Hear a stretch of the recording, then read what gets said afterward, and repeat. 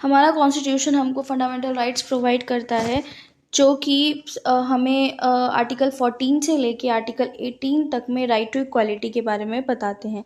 Article 14 and 15 हम cover कर चुके हैं और आज हम पढ़ने वाले हैं आर्टिकल 16 के बारे में। आर्टिकल 16 जो हमें बताता है equality of opportunity in matters of public employment, मतलब कि जितने भी लोग हैं हमारे इस देश में, हमारी कंट्री में, उन सबको इक्वली अपॉर्चुनिटी मिलेगी एम्प्लॉयमेंट के लिए। So hello guys, welcome to this YouTube channel and हमारा आज का टॉपिक आर्टिकल 16 है। ओके, सो उससे पहले I would like to tell you कि प्लीज़ आप इसको सब्सक्राइब करें, कमेंट करें एंड वीडियो को लाइक करें if you really like it. Okay, और हाँ, एंड तक वीडियो ज़रूर देखें, आपको इस वीडियो में बहुत नॉलेजेबल रहने वाली है ये वीडियो आप लोगों के लिए। ओके, तो उसके बाद हम आज आर्टिकल 16 पढ़ने वाले हैं, जिसमें हमें पता चलेगा कि employment and appointment employment and appointment में कैसे ये जो आर्टिकल है ये एप्लीकेबल होता है और हेल्पफुल रहता है। तो हमारे यहाँ पे जो भी लोग एम्प्लॉयड हैं और अपॉइंट किए जाते हैं उस पे आर्टिकल 16 लगता है कि हमारे देश के हर इंसान को, चाहे वो किसी भी कास्ट का हो, रिलीजन का हो या किसी भी बेस पे वो हो, उसको एम्प्लॉयमेंट और अपॉइंटमेंट में इक्वली ट्रीट किया जाना चाहिए। ठीक है, तो यहाँ पे बोलते हैं कि कोई भी डिस्क्रिमिनेशन नहीं होगा ऑन द बेसिस ऑफ, हमने पहले ही already race, religion, caste, sex, place of birth article 15 में पढ़ा है। और यहाँ पे 2 पॉइंट्स और एक्स्ट्रा हैं जिनके बेसिस पे आप डिस्क्रिमिनेशन नहीं कर सकते, वो है डिसेंट और रेसिडेंस। ठीक है, तो इन 2 चीज़ों के बेस पे आप और क्या नहीं कर सकते, डिस्क्रिमिनेशन नहीं कर सकते in terms of employment and appointment. तो ये हमें आर्टिकल 16 बताता है। आगे देखते हैं इसमें क्या है। इसमें 2 कमीशन हैं आर्टिकल 16 के अंदर, एक है कालेलकर कमीशन, दूसरा है मंडल कमीशन। ये पहला जो है वो बैकवर्ड क्लास कमीशन है और मंडल कमीशन जो है वो दूसरा बैकवर्ड क्लास कमीशन है, और Mandal commission is very very important. ठीक है, तो आगे देखते हैं। ये 1953 में आया केलकर कमीशन और ये 1979 का है। इसमें जो चेयरपर्सन थे वो बीपी मंडाल थे और ये बनाया गया था किसके लिए बनाया गया था? Socially and economically backward classes के लिए ये बनाया गया था, उनको देखने के लिए। फिर इसकी जो रिकमेंडेशन आई थी उसको एप्लीकेबल किया गया था 1990 के अंदर, जिसमें 27% सीट्स जो हैं वो रिजर्व कर दी गई थी बैकवर्ड क्लासेस के लिए। तो आर्टिकल 16 में टोटल ये 6 क्लॉज हैं, जिसमें से दो क्लॉज हैं हमारे वो अमेंडेड क्लॉज है, clause 4A and next is the clause 4B। ये 2 क्या है? ये हमारे अमेंडेड क्लॉज हैं। ओके, सो एक एक करके क्लॉज देखते हैं। जैसे कि सब जो हमारा क्लॉज 1 है वो बताता है स्कोप के बारे में। आर्टिकल 16(1) का स्कोप कितना है, जो कि हमने देखा कि इक्वालिटी ऑफ अपॉर्चुनिटी प्रोवाइड करता है सारे सिटीजन्स को for any office under the state.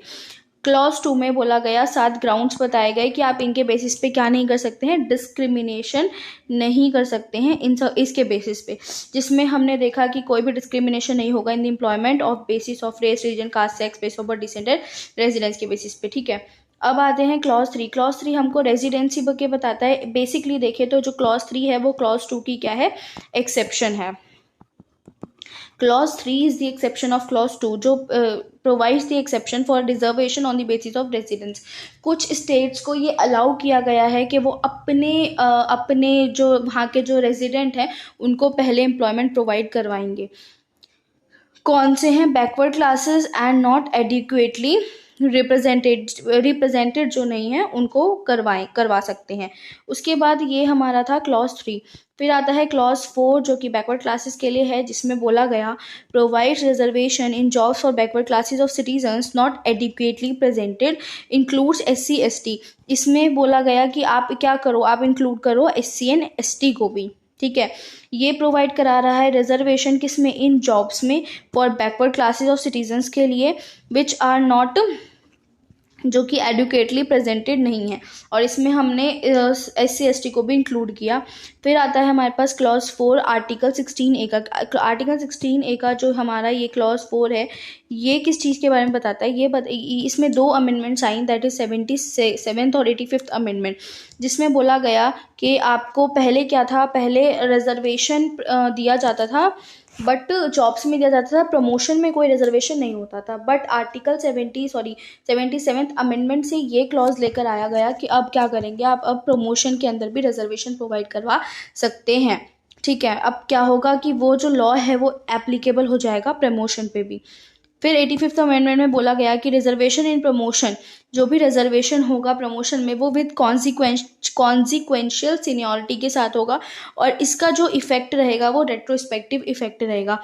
तो कॉन्सिक्वेंशियल सीनियरिटी क्या होती है कि जहाँ पे हम जहाँ पे जो भी हमारे ये बैकवर्ड क्लासेस हैं, कॉन्सिक्वेंशियल सीनियरिटी मतलब जो भी हमारी रिजर्व कैटेगरी के कैंडिडेट्स हैं वो सीनियर रहेंगे जनरल कैटेगरी के कैंडिडेट से, या फिर अनरिजर्व्ड कैटेगरी के कैंडिडेट से इनकी सीनियरिटी रहेगी। इसको हम कॉन्सिक्वेंशियल सीनियरिटी बोलेंगे। जैसे कि ए है एक, ठीक है, ये अनरिजर्व कैंडिडेट है और ये रिजर्व कैंडिडेट है। तो ए जो था वो सीनियर था पहले और ये जूनियर था। प्रमोशन हो जाने के बाद इनकी जो पोस्ट है वो एक दूसरे की कॉन्ट्राडिक्ट हो गई, ये जूनियर हो गए और बी जो है वो सीनियर हो गया।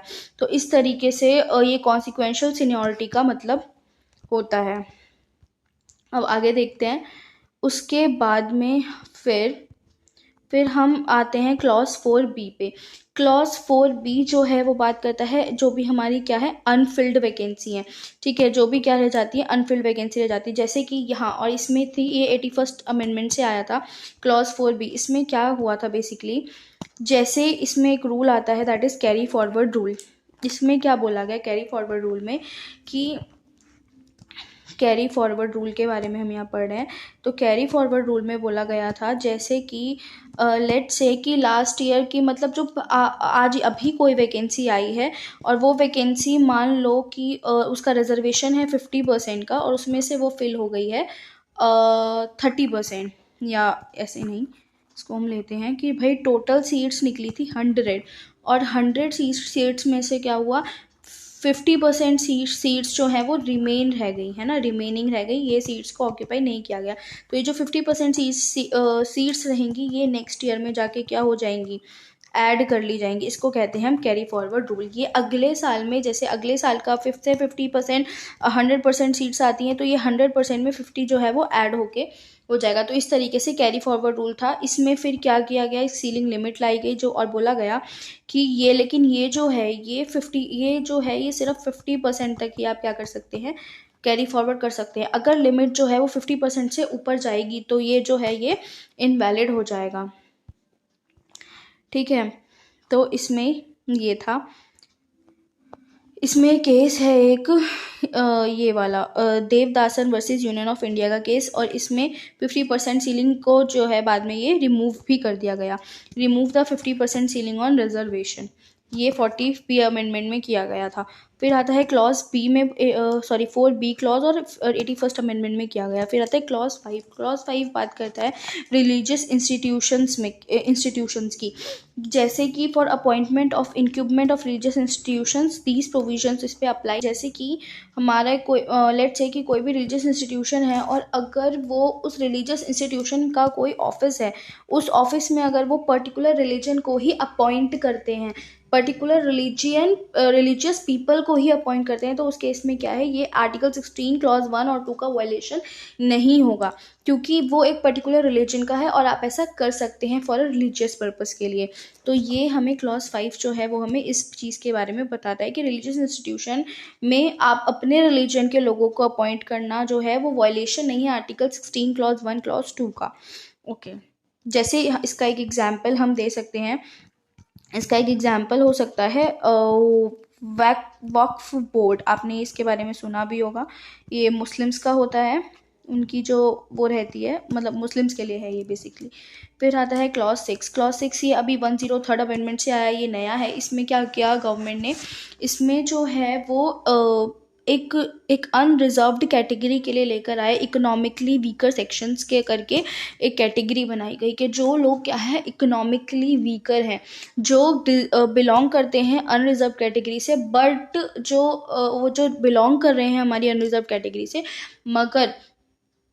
मगर वो उतने इकोनॉमिकली जो हैं वो साउंड नहीं है, तो उनके लिए ये क्लॉज लाया गया बाय 103rd अमेंडमेंट से, जिसमें बोला गया reservation for economically weaker section. इसमें 10% का रिजर्वेशन दिया गया EWS पीपल्स को, कि जो आप इकोनॉमिकली वीकर सेक्शन है इनको क्या दिया गया, 10% का रिजर्वेशन दिया गया। इसमें कुछ रिक्वायरमेंट्स आई कि इसकी कुछ एलिजिबिलिटी कह सकते हैं हम इसको, ये क्या है, ये इसकी एलिजिबिलिटी है।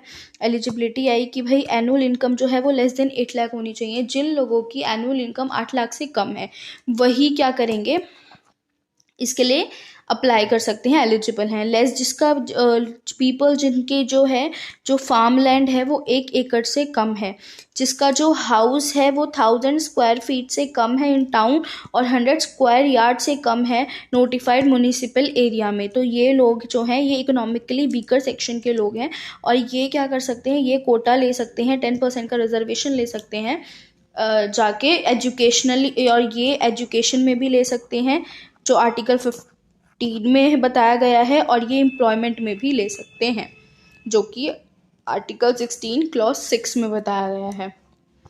उसके बाद में यहाँ पे कुछ केस लॉज भी हैं, जैसे एक केस लॉ जिसको हम मंडल कमीशन केस भी कहते हैं, वही जो मंडल कमीशन बनाया गया जो अभी हमने ऊपर देखा था वो यहाँ पे था, वो इससे आया, इंदिरा साहनी केस से आया था वो, जिसमें क्या था, socially and educationally backward classes लोगों को क्या करा, 27% का रिजर्वेशन दिया गया, ठीक है, only on appointment, but promotion पे उस टाइम पे नहीं दिया था। फिर इसके में चेंज आया क्लॉज 4A से, है ना, क्लॉज 4A से इसमें चेंज लेकर आया गया 16 क्लॉज 4A में कि अब इसको एप्लीकेबल करेंगे हम प्रमोशन पे, और इसकी जो अमेंडमेंट थी ये 85th अमेंडमेंट से आया, सॉरी, और ये 77th अमेंडमेंट से लेकर आए। उसके बाद फिर एक और केस है, इसमें Balaji versus state of Mysore का केस है, जिसमें क्या था, जिसमें 2 कंडीशंस थी कि जो लोग हैं वो बैकवर्ड क्लास होने चाहिए, सोशली होने चाहिए, प्लस में एजुकेशनली भी होने चाहिए, और जो है उनका एडुकेट रिप्रेजेंटेशन नहीं होना चाहिए इन सर्विस अंडर स्टेट में। तो इन लोगों को हम क्या बोलेंगे, इन लोगों को हम बोलेंगे बैकवर्ड क्लासेस, ठीक है। तो ये थे 2 केसेस, इसमें ये इंपॉर्टेंट लैंडमार्क जजमेंट्स आई हैं ये, और ये है हमारा आर्टिकल 16 जो कि कंप्लीट होता है। सो प्लीज़ गाइस वीडियो को लाइक करें, सब्सक्राइब करें और कमेंट करें अगर आपको कुछ भी ज़रूरत है, और यहाँ पे हमारा टेलीग्राम चैनल का लिंक भी दिया हुआ है, प्लीज़ उसको ज्वाइन करें।